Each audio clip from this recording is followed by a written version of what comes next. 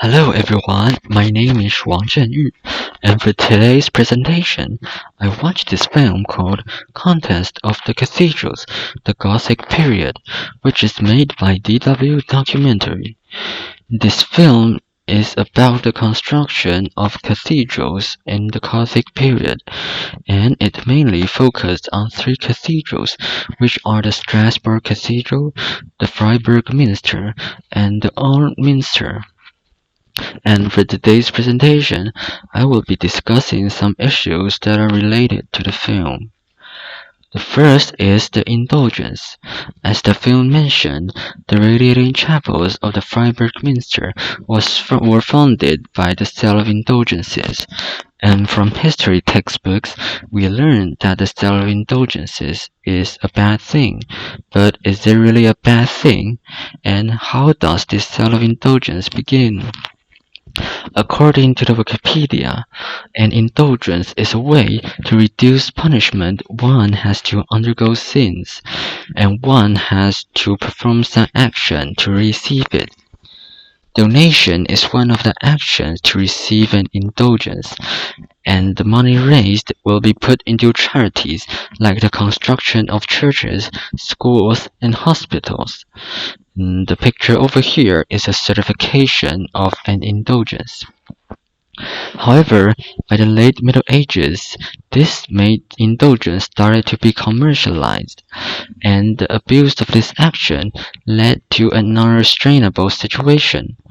Churches used the sale of indulgences to gain money, and as the film described, construct chapels that reached a way of extravagance. What I think about this is that this situation occurred not because of the behavior itself, but because of the greed of human. Indulgence was originally a way to make people into doing good deeds. Nevertheless, the churches that were funded by the indulgences were kept until nowadays, and they become historic sites for us to research the history of that period of time. I think this is probably a positive side of it.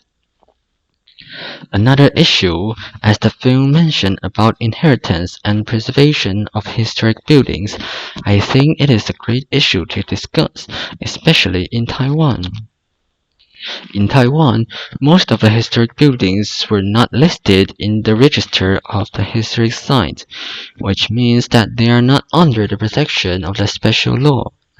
Some of them were then destroyed or burned because of nearby development or urban renewals, and the picture over here is a map of the historic buildings which were burned or destroyed in Taiwan.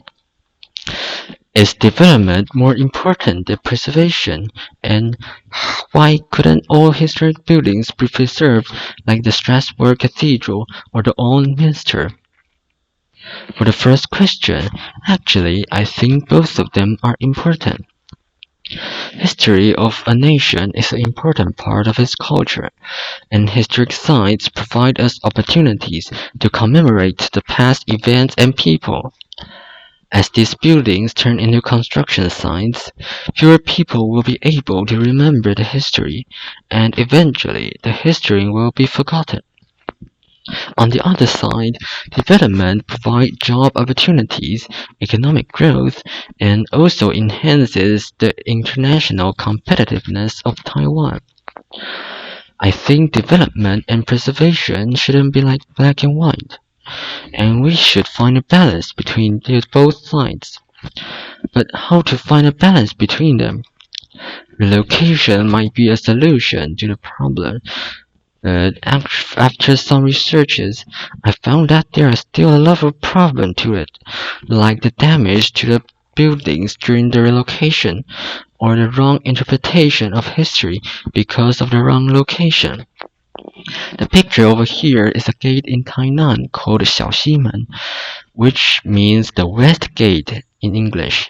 And after the relocation, it was moved next to the Xiaodongman Walls, which means the East Gate Walls in English.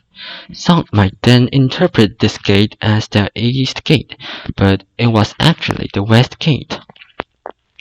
So I think that this problem should be left for the experts to discuss and estimate the pros and cons when there are developments. For the second question, why couldn't all historic buildings be preserved? I think the main obstacle is the thought of the owners. Some owners might want to construct the land for more money. Some might find that the responsibility to preserve the buildings are too heavy, and some might think that the value isn't worthy. These thoughts make the owners refuse to register their buildings as historic sites, and then the buildings cannot be protected by the special law. From another perspective, I think this might be a problem about land resource. Taiwan is a small island with mountains in between plains, so there is little land for development. If we make all historic buildings be preserved, there might not be enough land for further development. This is just my thought, but I think it does reflect some of the problems Taiwan have. So I think what I can do is to make more people know and discuss about this problem. And the solution to the problems might come out someday after a lot of discussions. And that's my presentation for today. Thanks for listening.